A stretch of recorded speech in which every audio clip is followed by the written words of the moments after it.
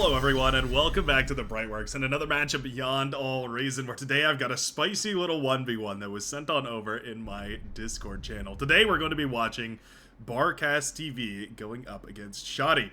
Two of some of the best 1v1 players going to be going head to head, and apparently some very cheeky shenanigans going on today. So today, spawning as the blue Cortex Commander, spawning on the southern side.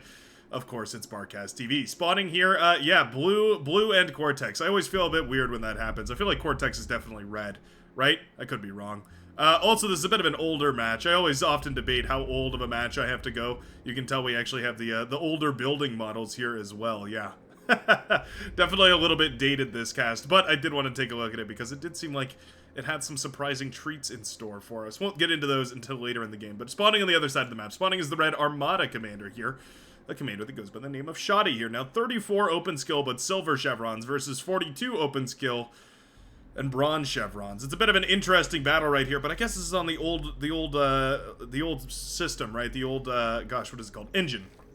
The old game engine. So maybe these chevrons might be closer than they are right now. Either way, it's a bit of an experience versus a skill level sort of a battle going on right now. So excited to see how this match turns out. I'm getting into 1v1 casting a little bit more. I started to cast a few of them with the tournaments that were going on, the fight nights particularly. And now that I've done a few of them, I gotta say, I really start to appreciate the casting of this series, doing best of 3s, best of 5s, that sort of thing. This is just a singular match. This was part of the tournament series, but this is just the one match that I have for you today. But I certainly do look to cast a few more 1v1s. It definitely feels like a growing part of the game that I would be remiss not to try and cover every so often.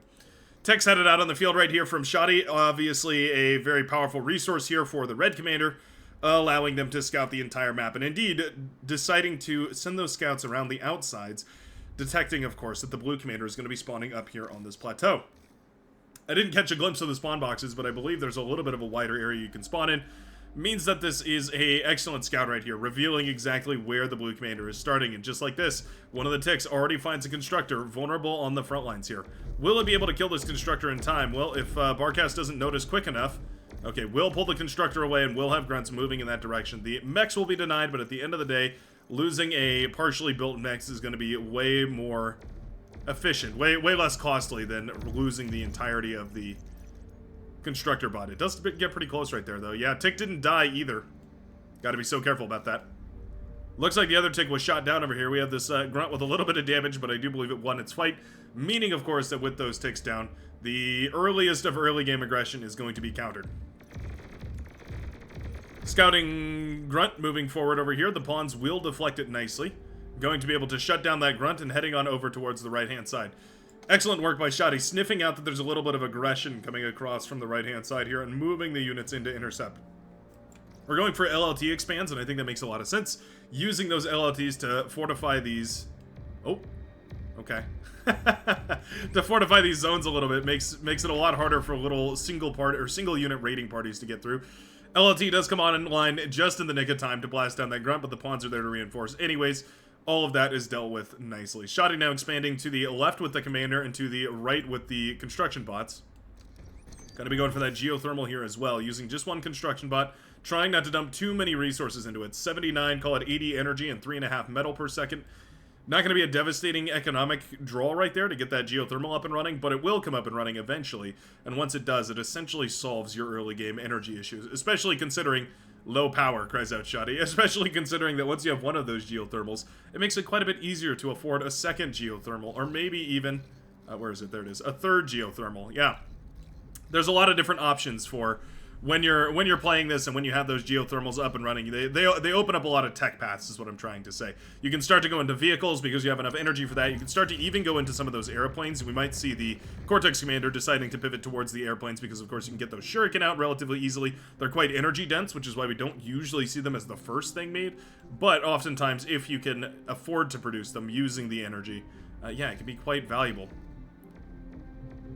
Bot over here will be shut down here, trying to set up a little bit of a wall of LLTs. You can see Shoddy trying to cordon off, if we zoom out here, trying to cordon off this section of the, pardon me, this section, what? Oh, weird. My controls aren't working properly. Uh-oh. Oh yeah, oh, weird. Okay. Controls are out of whack. I'm trying to draw right here. I thought it was... That is not drawing properly. Huh. Well, okay. Strange. Sorry about that. I was going to try and draw a nice illustration on the map of what exactly is being cordoned off here by the red commander, but apparently my drawing tool is disabled for some reason. Anywho, what I was trying to get at is that Shoddy is locking down this part of the map, trying to make sure that there's no opportunity for run-bys, trying to make sure that none of these grunts find any purchase, none of them find any exposed metal extractors, and none of them find any way to make any kind of value. Geothermal, a little over halfway done right here. Another minute or so before that comes up and online completely. Wouldn't mind seeing maybe another constructor spare to this while we have the extra energy, while we have the extra metal. May as well dump it into something expensive, and I think geothermal's certainly on that list of things that can find very, very relatively easy value out of otherwise thin air. And of course, the E-conversion you can get out of it is wonderful too. It's about 6 T1 E-converters worth of energy conversion that you can get out of a T1 geothermal. Don't quote me on that. I think that's about right. It could be more or less, but it's pretty close to 6. It might be more like 5. But anyway, the geothermals, what I'm getting at is that they're an easy way to boost your early game economy as well. Considering that usually in one of these games you start off with about 8 metal per second. With a geothermal pumping out 6 metal per second, you've nearly doubled your economy entirely. Pawn's going in for the kill over here. They do manage to snag the metal extractor, and they kill the LLT here as well, but another one is coming up, and the constructor is still available on this side. All said and done, I don't think this army got as much value as maybe Shoddy was hoping for. Probably looking for a slightly better trade there. A couple of pawns running around on the other side, though, trying to find, again, an open opportunity lane. We do have the constructor exposed over here on the left-hand side, and it's exactly where these pawns are going to be headed. We need to evacuate this constructor. Barcast starts up the LLT right here. In defense, the grunts are in position to try and intercept this as well. The pawns will be pulled back. All right. Barcast taking a central position on the map, claiming that metal extractor worth 5 metal per second is wonderful. 10 seconds for that mech to pay itself back, so that's going to be very, very efficient in the early game here. You can see Barcast. Oh, I don't have my bars here as well. Wow, this must be a really old replay. Oh my goodness. Yeah, this must be a very, very old replay. Okay, well, I'll have to do things the old-fashioned way.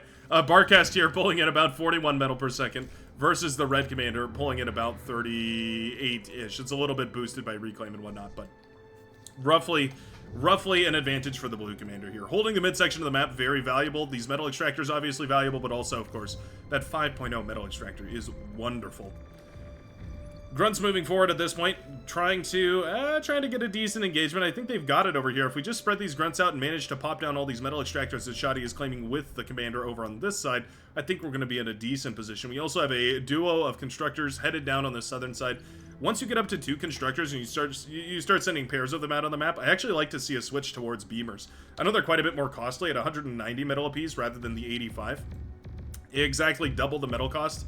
But I think they're so much more effective. Like, 1 beamer turret would have been able to clear all of these grunts away. 1 LLT might have struggled quite a bit here, and these constructors will eventually be sniped. It was an ambitious move anyways. Eventually going to be shot down here. Barcast actually with the air transition, making a transport. Yeah, that shows you how old this replay is with the commander being transported around here. Barcast is going to be transporting that commander around to try and set up these little fortified frontal zones right here, making sure that there's LLTs and radars and mexes and all that sort of good stuff.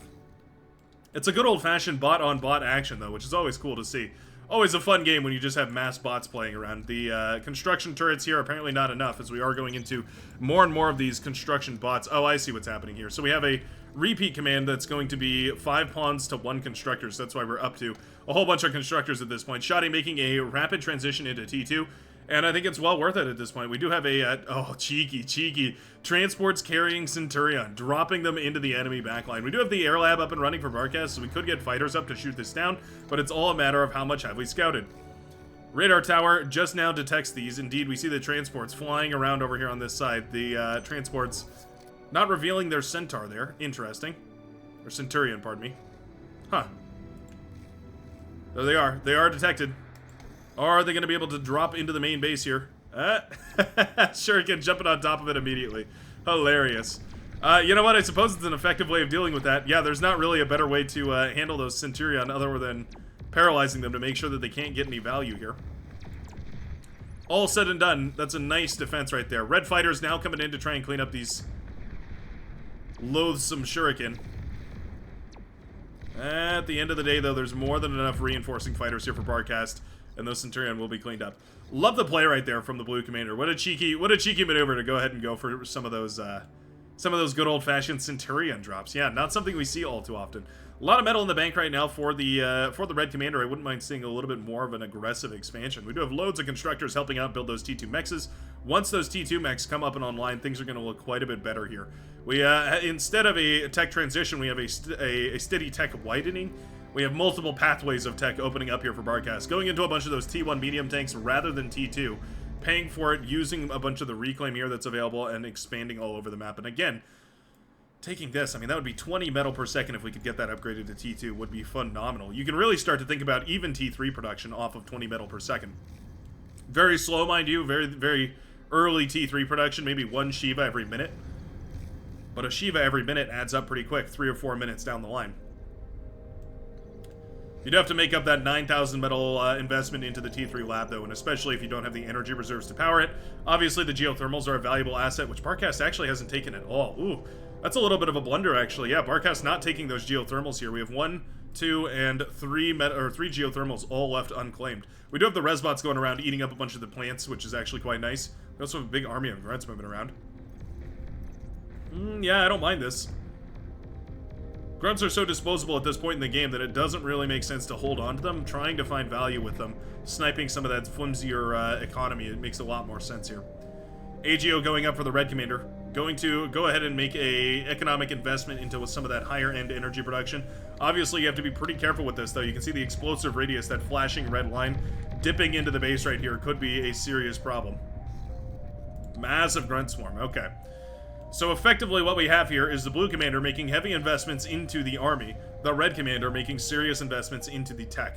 Commander is AFK on the left-hand side right here. Would love to see this moving around. There we go. A little bit of eco expansion, sure, worth it. Going for mechs is obviously valuable here as well, but at the end of the day, building a couple wind turbines works just fine as well. Pawns actually taking this fight AFK, but taking this fight in a decent way anyways. Steadily shifts on its side here as the engagement changes, but yeah, I would say those fawns, built up in enough numbers, managed to defend themselves and defend their base quite nicely. Medium tanks rolling out on the line have got to be a comfort to Shoddy, knowing that he's got the T2 superiority. Oh, we're going for a T2 air lab. So I heard that there was shenanigans with some T2 air, which is bizarre for a 1v1. We hardly ever see T2 in a 1v1 at all. The fact that we see T2 air coming up is wild to me. But it makes a lot of sense. I mean, we've got the T2 metal extractors coming up here as well. Coming up very quickly, mind you, with those butlers assisting. And we've got loads of metal in the bank right now. And yeah, we're just going to make a sharp pivot into T2 air. We're going to go for abductors here. I wonder if the play is to paralyze as many of these tanks as possible and then jump on top of them with the T1 army. Shurikens can effectively do the same thing, though, so Shoddy has to be a little bit careful. Maybe not feeling comfortable with T1 air and just wants to get those fighters out. Could go for a killer bombing grenade. Ah, it's going to be a nuclear bomber. I see. So whenever I see 2 nuclear bombers and 1 oracle, all it can mean to me is we're going to be going for a commander snipe. Yeah, it has to be. It has to be. It takes 2 nuclear bombs in order to kill a commander. 2 nuclear bombs out of the Lich, anyway. The Armada strategic nuclear bomber, or atomic bomber. With 2 of the bombers and 1 of the radar planes, you have enough vision and you have enough mobility and usually enough sturdiness to make it to the enemy commander if they're a little bit overexposed. Sometimes you can actually get away with just 1 bomber if the commander is thoroughly exposed and you have the opportunity to. I don't even see the blue commander here, though. Oh, there he is. All the way on the right-hand side over here. Has some anti-air defense. Not very much, though. And there is a couple of fighters up as well. Are they going to be enough to stop a full-on T2 all-in? Now, the other thing nuclear bombers are wonderful for, of course, is taking out big tank balls. Obviously, these medium tanks don't stand a chance against the atomic bombs that drop out of the bomb bay doors of those liches. If we manage to pop enough of these medium tanks, they can pay for themselves. I mean, let's just do some quick maths here. 1,600 metal worth of tanks for a 2,200 metal atomic bomber. You're going to need quite a few of them. But once you have them up and running, and as long as you can keep them safe, I don't mind the play whatsoever. Yeah, okay, so 2 bombers up and running. We are going to have the fighters here as an escort. And we have the Oracle up and running as well. What a cheesy strat right here from the red commander, Shoddy. Looking to close out this game in probably the sleaziest way possible. Trying to shut it down with just a good old-fashioned commander snipe. It's one of those things about Beyond All Reason as a game, rather than games like StarCraft, for instance, where there's not really a commander per se. You just kind of lose when you run out of resources to fight. Beyond a Reason has a definitive end. Yeah, you have a definitive end of the game, which is when the commander dies. There's a specific goal, I suppose you could say.